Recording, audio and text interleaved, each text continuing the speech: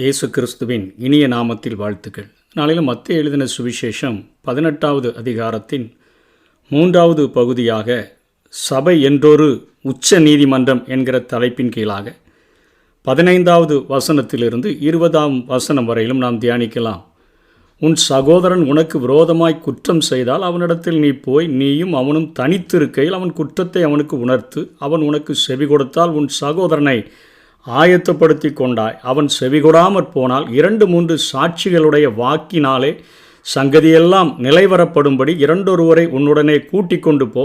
அவர்களுக்கும் அவன் செவிகொடாமற் போனால் அதை சபைக்கு தெரியப்படுத்து. சபைக்கும் செவிகொடாதிருப்பானால் அவன் உனக்கு அஞ்ஞானியைப் போலவும் ஆயக்காரனைப் போலவும் இருப்பானாக என்று சொல்லி திரும்ப 19ஆம் வசனத்தில் உங்களில் 2 பேர் தாங்கள் வேண்டிக் கொள்ளப் போகிற எந்த காரியத்தை குறித்தாகிலும் பூமியிலே ஒருமனப்பட்டிருந்தால் பரலோகத்தில் இருக்கிற என் பிதாவினால் அது அவர்களுக்கு உண்டாகும் என்று உங்களுக்கு சொல்லுகிறேன். ஏனெனில் 2 பேராவது 3 பேராவது என் நாமத்தினாலே எங்கே கூடியிருக்கிறார்களோ அங்கே அவர்கள் நடுவிலே இருக்கிறேன் என்று சொன்னார் என்று சொல்லி இந்த பகுதியிலே இயேசு கிறிஸ்து போதிக்கிறதை பார்க்கிறோம். சபை என்பதற்கு எக்லீஷியா என்ற கிரேக்க சொல்லானது அது பயன்படுத்தப்படுகிறது.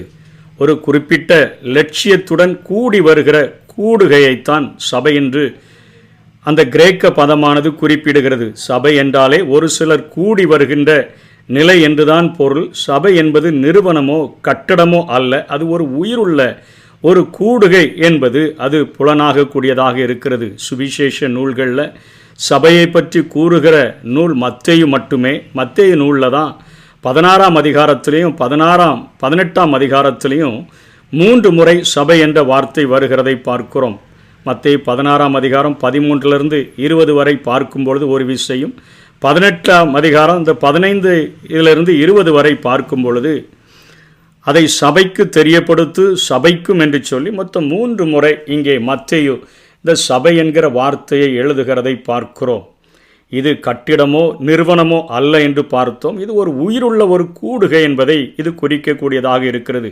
அந்த கூடுகையானது அசையும், அது பேசும், அது செயல்படும், அது வளரும், ஜீவனுள்ள தேவனுடைய குமாரனால் கட்டப்படும் என்கிற ஒரு காரியத்தை தான் சபை குறிக்கிறதாக இருக்கிறது. அதனை பாதாளத்தின் வாசல்கள் மேற்கொள்வதில்லை என்று சொல்லி 16ஆம் அதிகாரத்தில் பேதுருவுக்கு ஆண்டவர் ஆசீர்வாதத்தை கூறும் பொழுது அதை சொன்னதை நாம் படித்திருக்கிறோம்.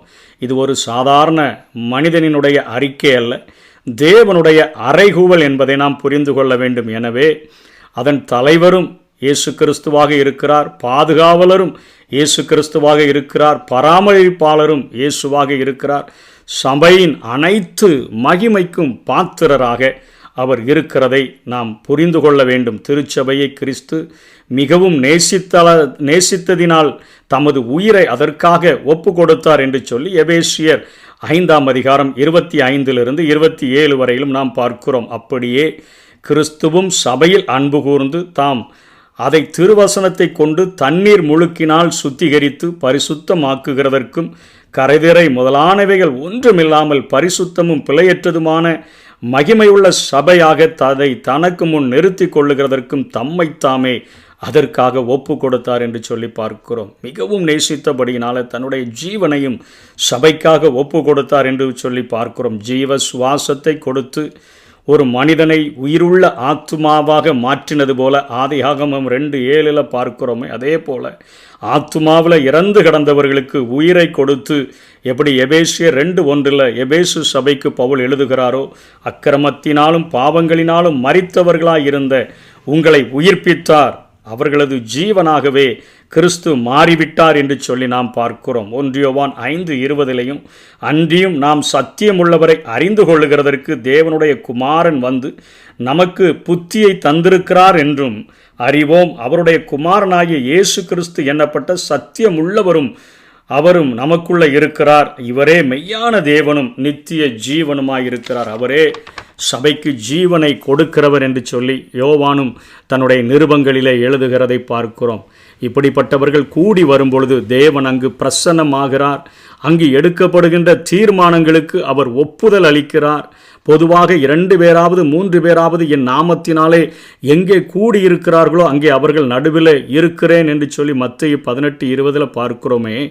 இந்த வசனத்தை நாம் ஜெபத்திற்காக கூடி வரும்பொழுது நாம் அநேக நேரங்களில் நினைவு கூறுகிறதாக நாம் அதை வழக்கமாக கடைபிடிக்கிறோம். ஆனால் இந்த வசனத்தினுடைய சரியான அதனுடைய பின்புலம் என்ன என்று சொன்னால் சபை தீர்மானத்தின் நேரத்தை பற்றியதாக இது காணப்படுகிறது. நமது தேச நீதிமன்றங்களில் பெரியது நம்ம உச்ச நீதிமன்றம் என்று அழைக்கிறோம், சுப்ரீம் கோர்ட் என்று சொல்லி அழைக்கிறோம்.